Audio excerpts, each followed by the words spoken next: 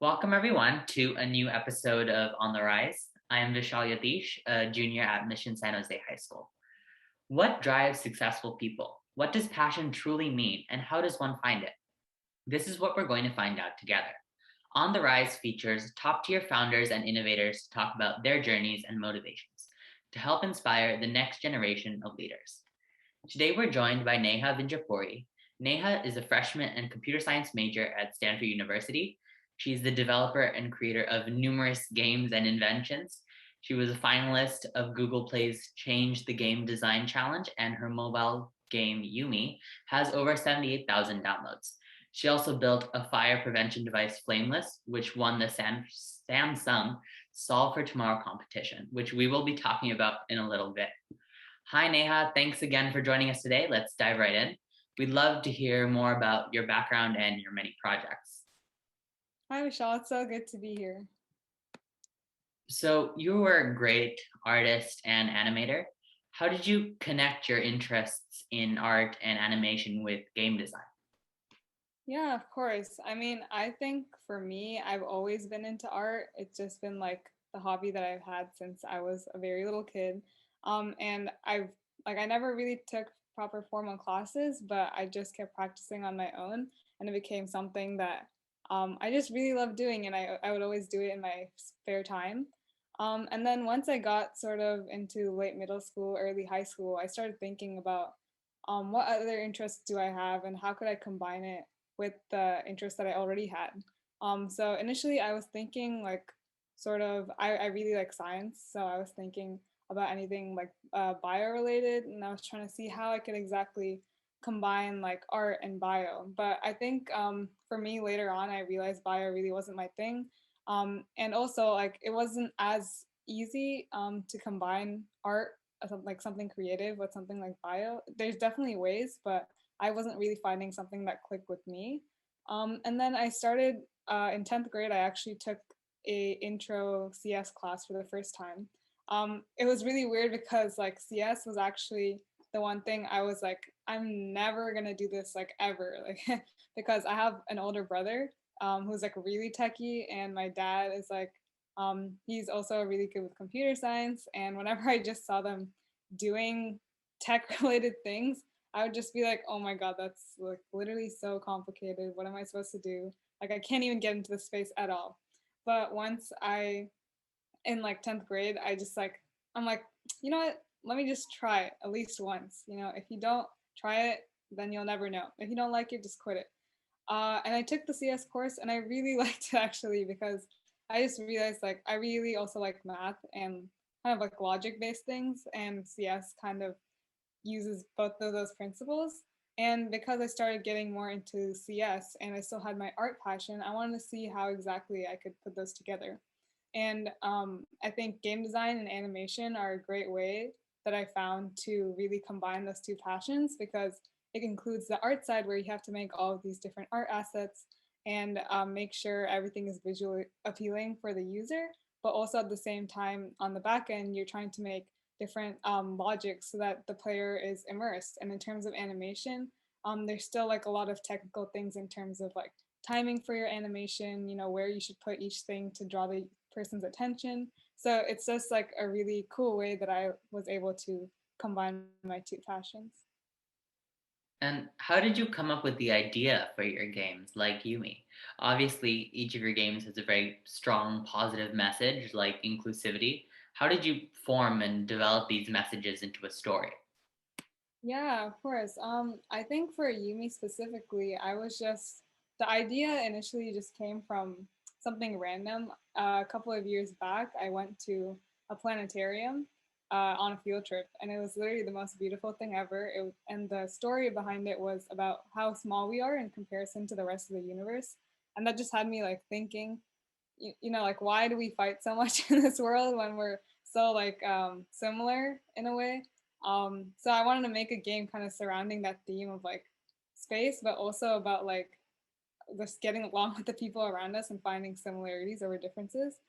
So with that being the basis of my game, I started thinking up with like different character designs and whatnot. And the ending result and the storyline is essentially there's this alien named Yume which means dream in Japanese. And she's essentially trying to find different people that are like her on different planets. And she eventually sees that she gets like this message from Earth saying that, oh, there's like humans that are just like you. So she goes on her mission to go and find them. And the sort of name behind YuMe is it's combining that word dream with you and me. Like when you and me meet, like the dream comes together. It's a little like um, it's a stretch, but that's sort of where the idea came from. And yeah, from there, that's when I started like making different designs, started thinking about, what are the game mechanics, and went from there. And you built YuMe as part of Google Play's Change the Game Design Challenge. My understanding is that you developed a comprehensive plan and pitch for your game, and you got to work with industry professionals Mhm. to bring your game to life. Is that correct? Yes, yeah. So, what did you learn from that experience about game development or in general? Yeah, I mean, for me, that was actually the first time I was getting into game development. So there's a lot of new things I learned just within a span of like a couple of months. But actually, like working with different industry professionals was like initially very daunting because I'm just this random high schooler. Like, why are they listening to me? Why am I like directing this project? But once I came to start like talking with the other people on the team, I just realized that, and they were very reassuring about it as well. That you belong here, and you have like just as much of a great idea as anyone else. So that was very like helpful for me. In terms of actually like game design, I think I learned about a lot about different principles about like game development. Specifically, like we only had a certain time span to work on our game, maybe like 2 to 3 months. And because of that, we had to focus on what parts of the game design we want to actually develop and what parts we want to leave out because it was either like making tons of levels but making them sort of mediocre, or should we make like a set number of really strong levels but making them like really like beautiful. And we went for the second route, and I think that like really made me understand like because for me personally, I would say I'm a bit of a perfectionist, which is good sometimes, but it doesn't help a lot of the time because I want to get like everything right. I want to do this right. I want to do that right, and I want all of it, which is like a pretty interesting mindset to have. But that's when I started learning about like sort of compromising and understanding where to set my boundaries, whether it be just in game development or just in everyday life type of things. So yeah, it was just really an amazing experience to learn both about general tips, but also things specific to game development. And it really kickstarted like my career in terms of like trying to make my own games like from scratch.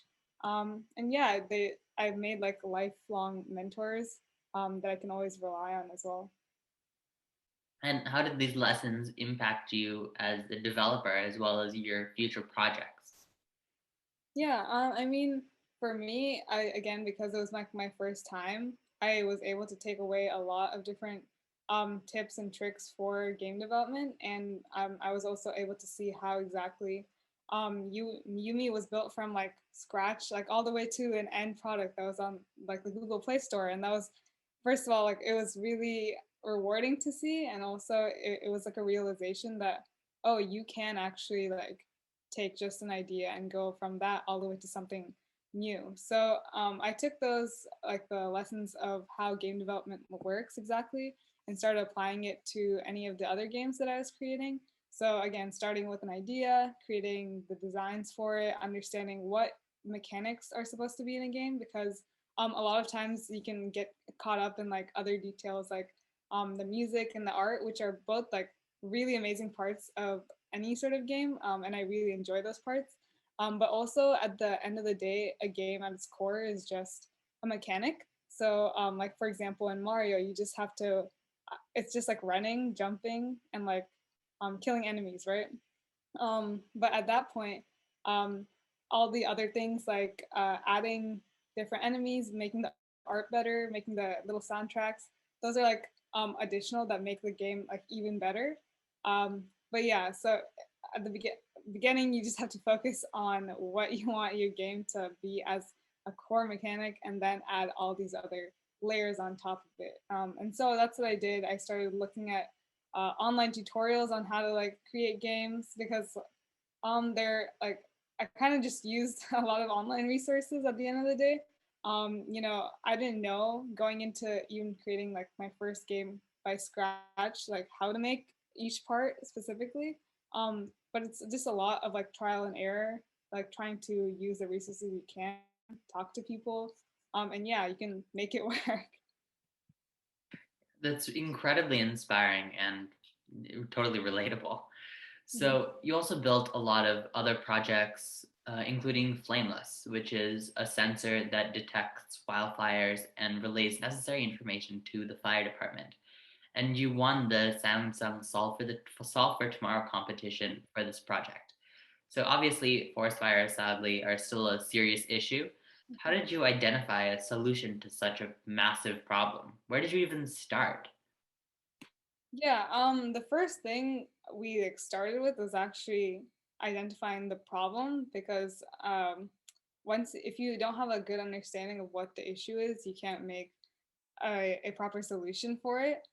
So when we focused on wildfires to begin with, like literally when we were thinking about the idea, there was like fires going on in California. Like we could smell smoke at that time. So obviously it was uh, an issue that completely related to like where we were living and um, just our situation at the time. And over the past couple of years, wildfires have increasingly become a more and more common thing in California and around the world.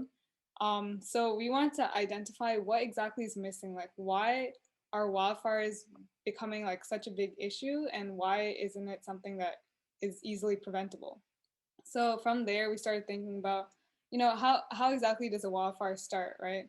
How what are the different factors that go into having a wildfire start to begin with, and then how can we identify those and create a solution so we can minimize the effects of a wildfire by seeing and monitoring how the conditions are around there. So from there, we started thinking about, well, what is a device that we can use that can monitor different things that affect whether a fire is beginning, like for example, temperature around the area, wind speed, wind direction, humidity levels, and smoke levels as well. So using those five different factors, we created a device that can first measure all those different factors and then come up with some sort of threshold value that says, okay, well, if you are above this certain value, then in these different areas, then it's likely that a fire will start. So it relays that information to the fire department so they can see whether they should like arrive on the scene, should be monitoring that area, and therefore prevent like all the other losses that come with wildfires if they can go like right away to the scene.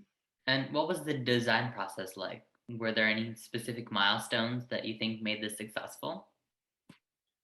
Yeah, we actually started with one prototype that was using a different technology that we ended up using. But I think the biggest thing was we started researching different technologies that can transmit over a really long distance. And what we ended up using is something called LoRaWAN, which is it's like a wide range network with a low battery usage. And this is really important because, especially if you're putting these devices out in the wild, you can't just be putting something that uses a lot of energy, is gonna like die really quickly, or you can't be putting something that is kind of like blocked by other natural things. So if there's like a big tree in the way, you know, how are you gonna send this message out back to the fire department, right? It's not going to send properly. So we researched a lot of different technologies and came up with that as our solution. And that can run for, I think, like about 5 to 10 years on single battery, which is really effective in terms of what we're trying to build as well. And then we were also looking for, you know, how can we make our device like actually fireproof? Because, you know, if you're putting that outside waiting for a fire to happen, you know, it's gonna burn out. So you have to like make a case that is able to enclose it and be fireproof at the same time. And on top of that, you're putting this out in the wild. So if there's like animals or whatnot, is this like disrupting them? Is this like does this pose a threat to wildlife? So we actually, to like answer a lot of these questions, we talk directly to our fire department, and ask them like, how exactly do you first identify if a fire is happening? And they were saying, someone has to call us, and then we go to the scene, which can be like a really inefficient method, especially if people don't think the fire is like that big to begin with, and then it becomes really big, and then they're like, oh, I should have called the fire department, or it just becomes too late by the time they see it.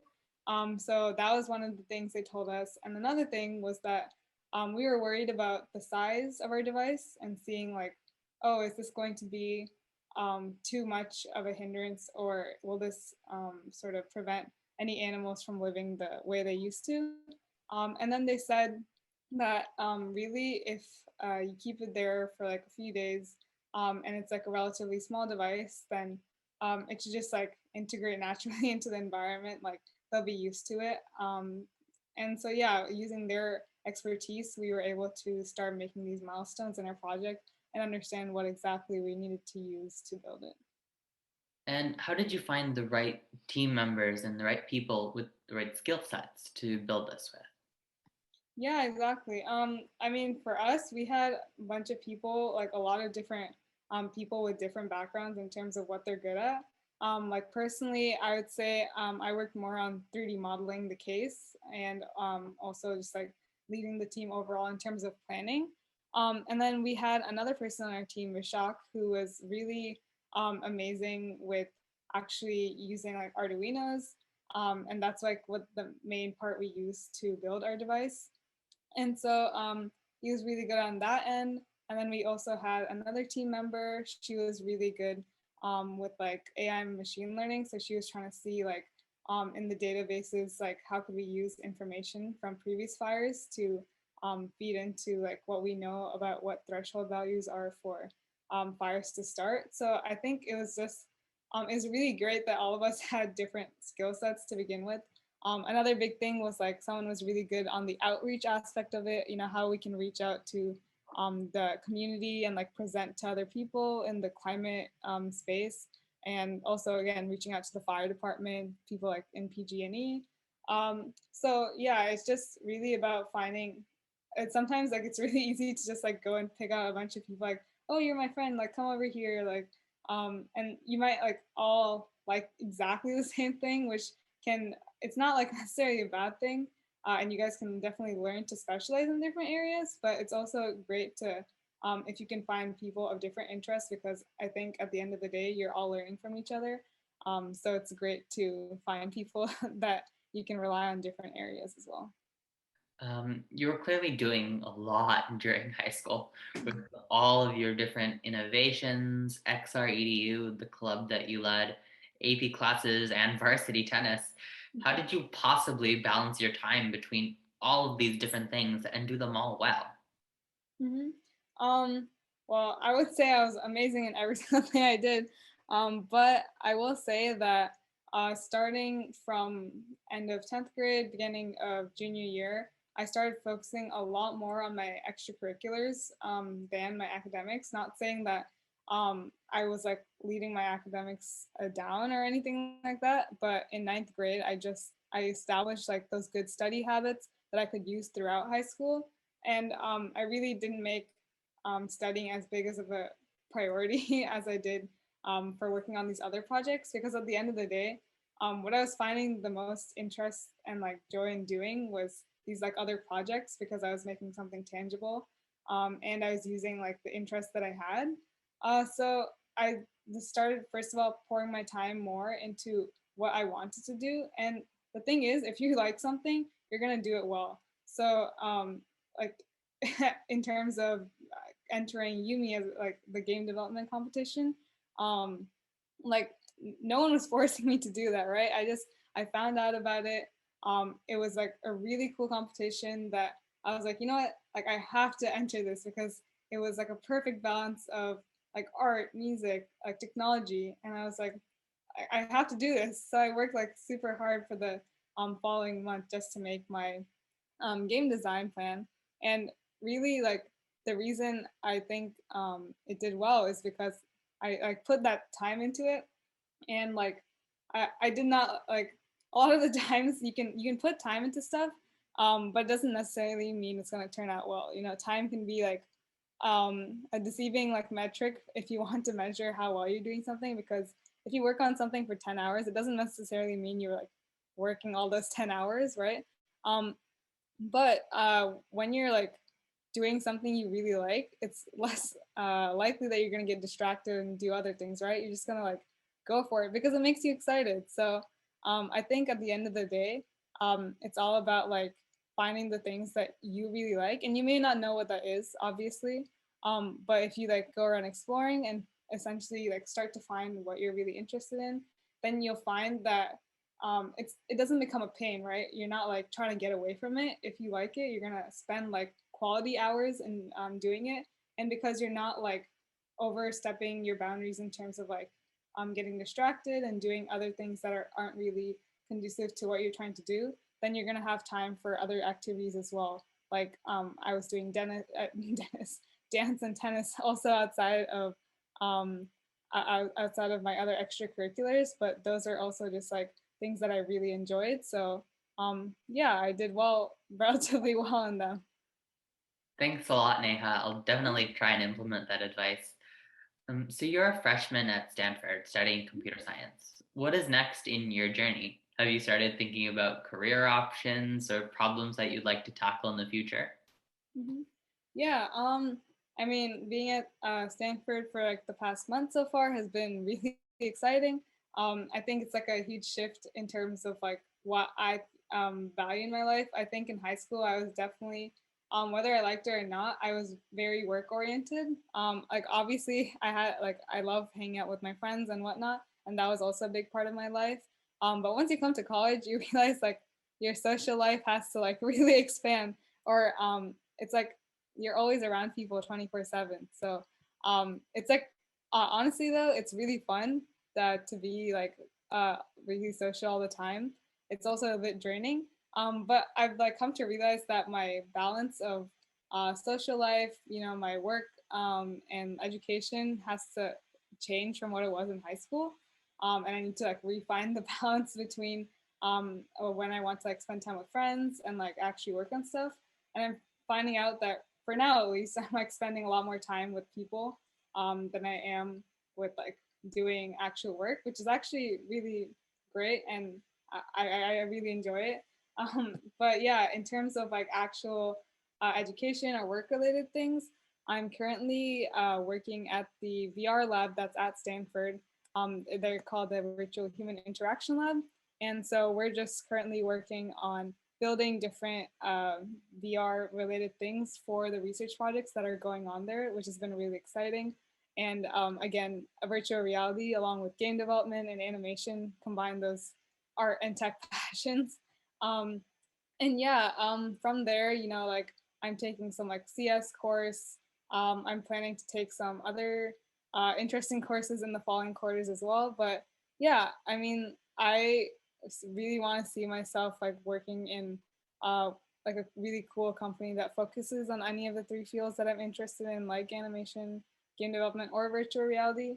But also like I like a lot of other things as well. Like next quarter, I'm thinking of continuing, like I self-study Japanese, so I'm thinking of taking like an actual formal Japanese course for once next quarter. I've been like playing the piano. There's a piano in my dorm upstairs that I'm like playing with a bunch of my friends, which has been super fun. So yeah, there's just a lot of different things to explore in college. So I'm gonna go back into freshman mode and like try a bunch of stuff out. To close this out, one final question. If you can give one piece of advice to young innovators and leaders, what would it be? Well, I like to give this one a lot, but it's literally like what I've been saying over and over again. But if you have the passion to do something, just do it. No one is stopping you, and if they are, and if you like feel like they are, you know, they're not going to be in your like. You are gonna live with you for a really long time, right? So I heard this like actually a week ago. I forgot who said it, but they said make your mind an interesting place to live, and I like really love that because it's just like you know, you are going to be with you for the rest of your life. So you don't want to be miserable. Like do something you actually like. Whether that be like, I know college stress, like there's tons of people who do things like just to get into college, right? There isn't anything wrong with trying to focus your things on a goal. But if you're working towards trying to get into college or just like one end goal, it's not like you're not going to do it as well as if you genuinely enjoy what you're doing and genuinely have a passion for it.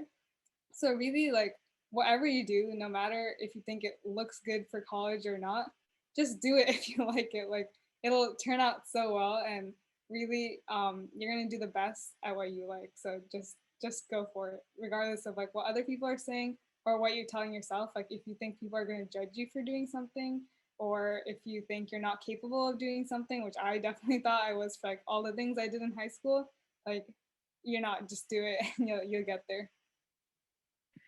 Thank you so much, Neha, for your time. Thank Of you. course. Thank you for Uh, inviting me. Thanks everyone for joining us. Stay tuned for my next episode and see you all soon. Bye.